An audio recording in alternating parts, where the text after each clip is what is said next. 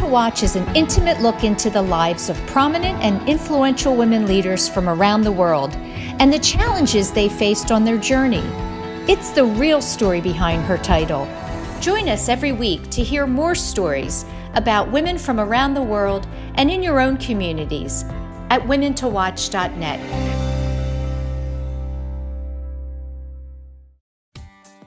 Harris, it's so great to have you here today in the height of this crazy political season with all that's going on. And you certainly are somebody that knows what's happening and you have your finger on the pulse. And so I just wanted to have a quick segment with you and ask a couple questions, particularly because I saw the town hall you hosted with all women with Donald Trump, and it piqued my attention, I should say. But let me read a quick bio for our viewers who may not be familiar with you and your work. As the only Black woman to helm back-to-back programs on cable news, a New York Times best-selling author, and mom of 2 teen daughters, Harris is the definition of a woman of impact. Harris continues to break down barriers and make waves in the industry while earning praise from both sides of the political aisle. Harris will showcase voters' voices during FNC's coverage, speaking with a live audience of voters about the issues that impact them the most. And here's some quick irony. You know, one of my questions for you, because this is something I think about quite often, that I am yearning for more conversations, as opposed to debates, between people from both sides of the aisle.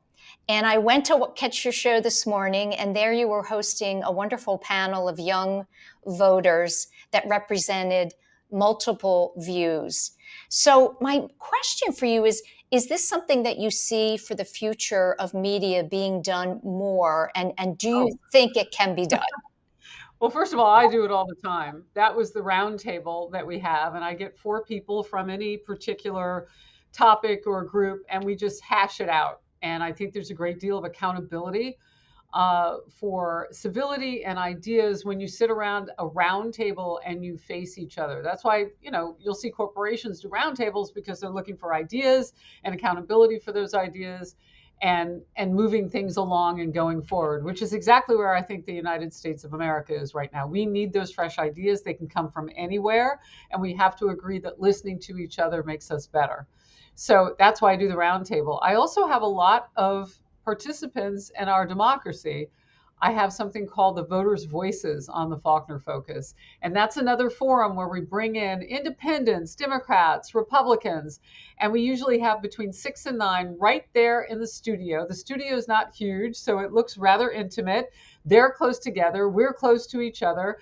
And I've brought on, lawmakers, presidential candidates. Nikki Haley, when she was a presidential candidate, Republican presidential candidate, she came on and did it. Vivek Ramaswamy. I've also had on, just people who maybe are looking at things analytically. Lee Carter, who is my partner on election nights, is a guru in polling and analysis. And so she'll come on sometimes and we'll depose all of those people and they'll get a conversation going. Do I think it's where the future's going? I hope so. On election night in 2022 for the midterms, ours was the first live audience.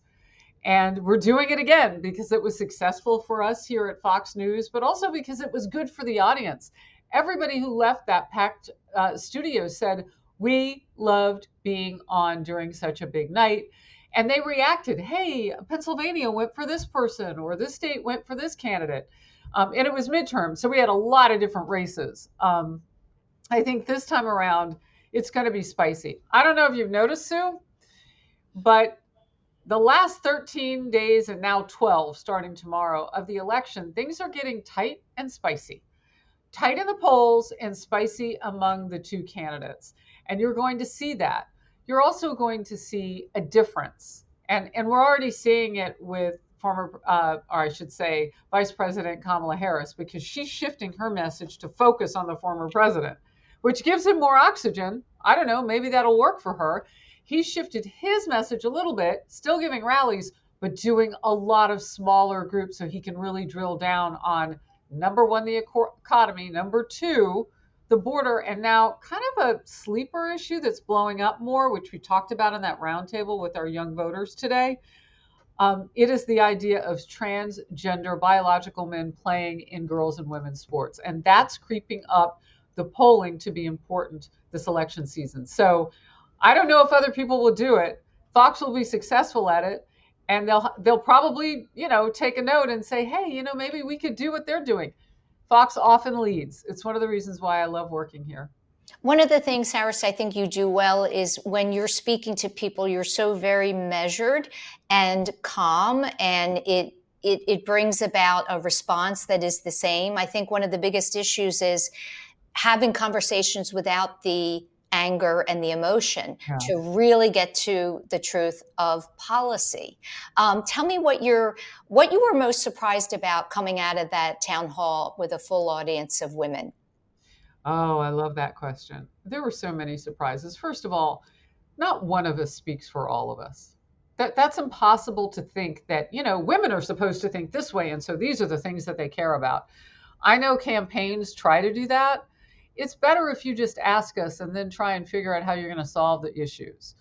And that's what I loved about it. No one went in with preconceived notions that we're going to start with abortion because that's what we win on. Well, that is the left's approach, or at least it has been. And again, they're shifting now. Almost the entire conversation on the left now is going to be made as an argument against the man, Donald Trump. Going to see very little policy, even less than you've already seen, which is hard to do from the left.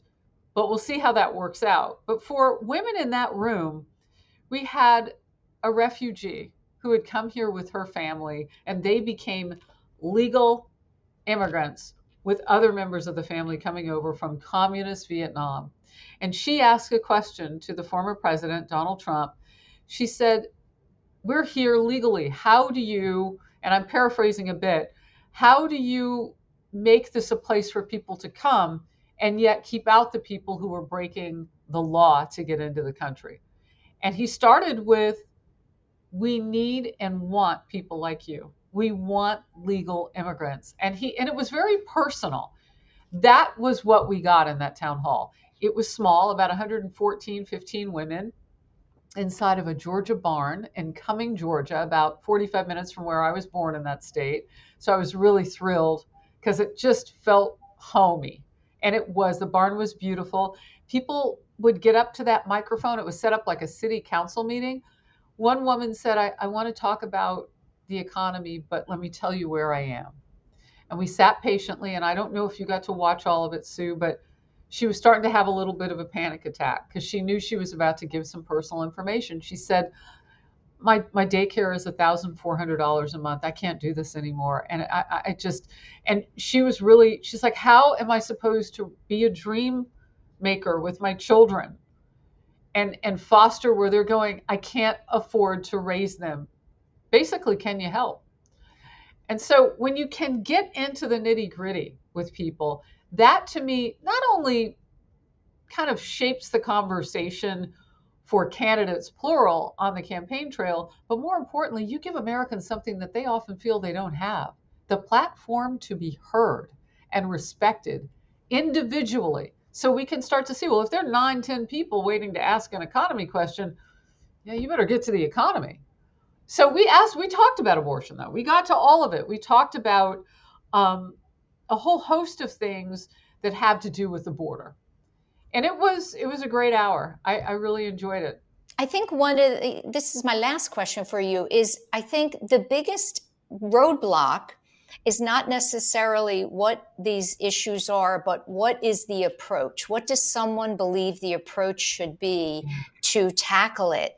And I feel as though the conversations, we never quite get to the meat of that, again, because of all of the emotion.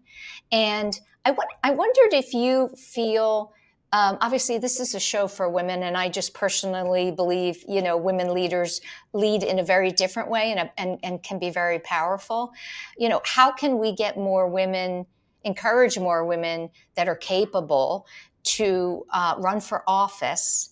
And would that lead to more conversations where we can talk about an approach and why we believe what we believe? Well, anytime you have representation at the table, it always makes everything better for whether it's that, particular group of people, it's a minority, it's a gender issue, whatever it is. But you hit the topic on its head, and that is people who are really capable of doing the jobs. I think we have got to stop identifying people as the next, the first. I know, as a Black woman in television news for 30 years, I've been a lot of that. I was the first, the next, all of those things, and continue to be at times in my career. What I really want is to be the best. And so that's why I work so hard. And, I came to Fox with 6 Emmys for journalism. I'm not joking around. And while I measure my career differently now than I did when I was younger, it was kind of, well, you need the hardware to get people to let you in the door, hardware meaning awards and so on, and recognition for that work that you're doing. Now it is, I just simply want to be the best at my job. And I encourage women, whether they're going into politics or they're supporting women who are going into politics, because that's very important too. Women have to vote for women. We make up the largest registered active voting bloc in the country, hands down. One of the reasons why Donald Trump wanted to do an all-women town hall with us at Fox, because he knows he's got a bit of a gender gap there. He's getting more men right now, historically unbelievable, against Kamala Harris. It usually doesn't work that way with the Democrats. So she's got more women, he's got more men, but he's also getting minorities, and that's both genders. So it's an interesting spot to be in for women. It's always the right time for leadership, for strong and ready women to step into those roles. We have to help put them there with our vote or be part of the process. So if there is, a person that you believe in her politics, left, right, whatever it is, and that person needs your particular set of skills, then volunteer with a campaign. See what it really takes to be part of solving our issues. And vote every chance you get. I mean, I tell people, you can't really complain about much if you're not part of the process. And sometimes it takes more than just saying, oh, so-and-so, I'm glad you're running.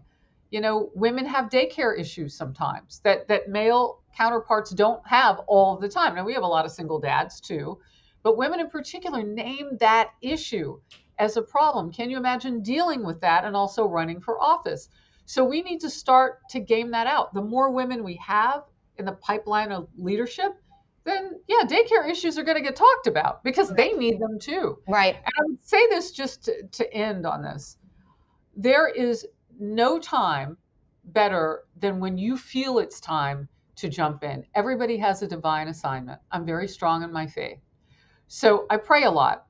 And when it's time to go and the Lord puts that on your heart, don't hesitate. Because as I say, Sue, and this is true about you, Sue, you are an icon. If you didn't exist, the world would have to invent you. So when it's time for Sue to jump in, she does it. How do I know? Because look how great she is at her job doing this. Well, I love that. What a great way to end the interview. Thank you so much, Harris. I appreciate your time, and we'll stay in touch, and it's going to be exciting. We'll see what happens. Maybe we'll get historic numbers voting. My guess is we will. Oh, I think we're already seeing it in the early vote. Yay. Yeah. Thank you, too. God bless you. Thank you. Best of luck.